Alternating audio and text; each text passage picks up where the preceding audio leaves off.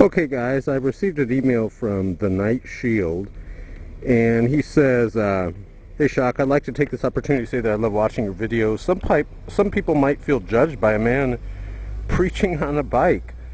Might even say it's ironic, but I say it's quite good fun, so keep it up. Anyway, I was browsing through some videos on YouTube earlier today and came across some clips from the new film from Roland Emmerich. I'm sure you know the one I'm talking about, 2012.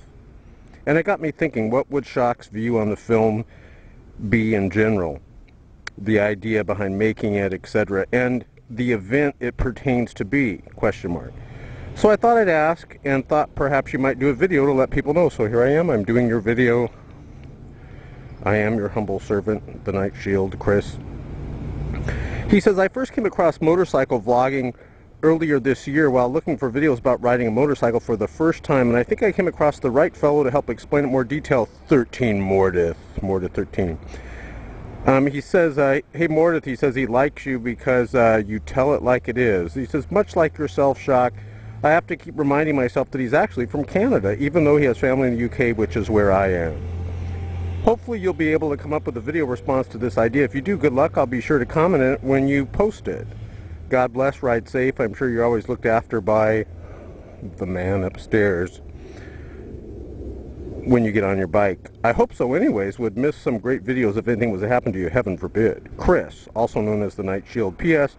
I subscribed and posted a comment on your channel recently. I also look forward to seeing more from you in the coming months and years even. So let's ride and let's talk about 2012. By the way, you guys, we did a new radio show yesterday on Secrets of American History. I think you guys are really going to like it.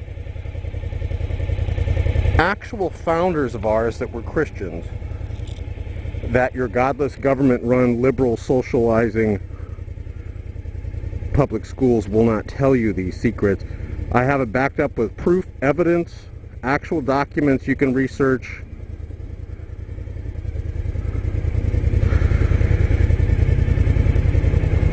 Do you know Patrick Henry said it cannot be emphasized too often or too strongly that this nation was founded not by religionists but by Christians, not on religion but on the gospel of Jesus Christ.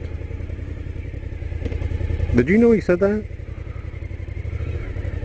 Just one of many things that you will learn when you see the annotation pop up on the screen right here.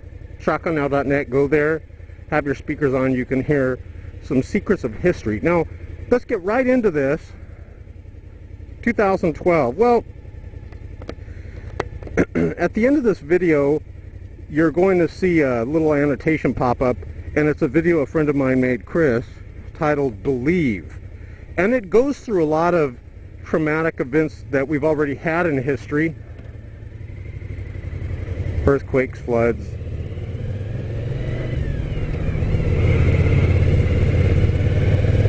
Talks about things that we're going to be facing in history, and let me tell you my experience with the Mayans. You know, on vacation I went and I visited these Mayan ruins. Let me tell you what happened. Those guys were savages.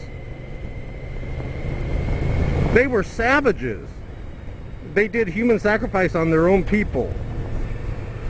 They did not worship the true God.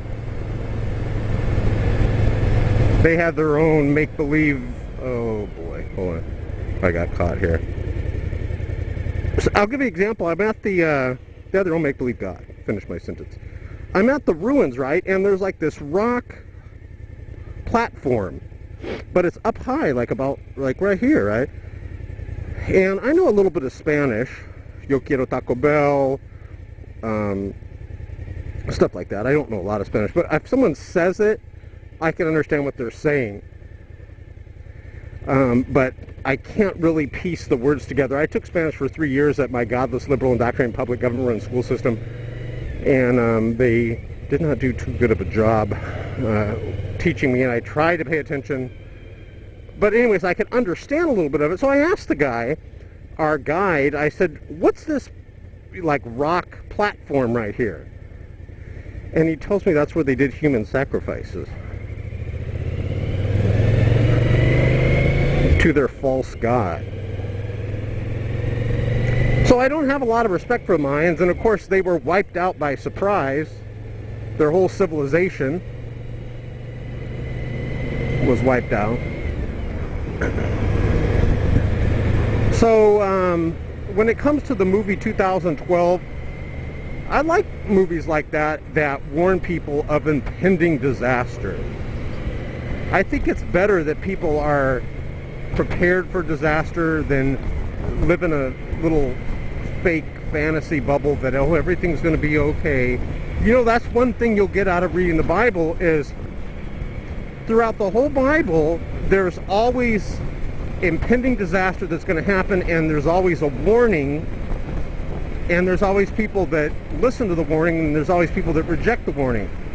And before I get into that, let me tell you a little bit about what the Mayan calendar says. There is one part of that 2012 prophecy that did raise my eyebrows a bit. It talks about going into a new age, a new era. It doesn't really say, oh, the end of the world, but it talks about like the end of the world as we know it, so to speak. Like, we're going into a new age, a new era. And he says that the calendar says that there's going to be two types of people: those that resist and those that accept. Isn't that interesting? Because we know the Bible does say that for those people left on earth, there's going to be a new world order. There's going to be a one world monetary system. There's going to be a mark that they will put on your forehead or in your hand, and you will either have to resist that mark or accept it. Interesting.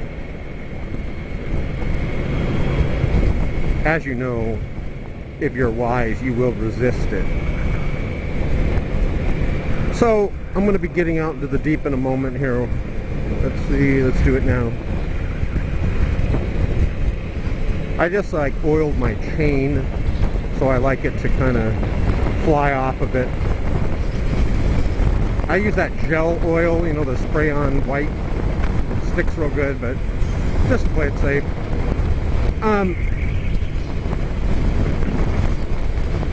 The Bible talks about there are going to be wars, earthquakes. Jesus says that as in the days of Noah, and by the way, when Jesus is referring to Noah, he's referring to Noah's Ark. You know Noah, that's the same Noah. So people that deny that the flood happened, you have to call Jesus a liar, because Jesus is even referring to Noah. But Jesus says that in the last days, just like in the days of Noah, that's how it's going to be. Well, what was in the days of Noah? Jesus says that people were marrying each other. In other words, it was business as usual. And then the flood came. So if you guys are thinking, well, everyone's still going to work, everyone's still going on with their lives, there's nothing traumatic going on, that's not a good litmus test, because Jesus Christ says that it's going to be absolutely just like it normally is, and then the end will come. You know, Jesus even refers to Sodom and Gomorrah, the city that God destroyed because of its evil. And Jesus talks about that. He says, when he's telling his disciples to go out and preach the gospel, he says, if they reject your word, if they reject you, it'll be more tolerable for them. It'll be more tolerable for Sodom and Gomorrah than it will be for them. Interesting.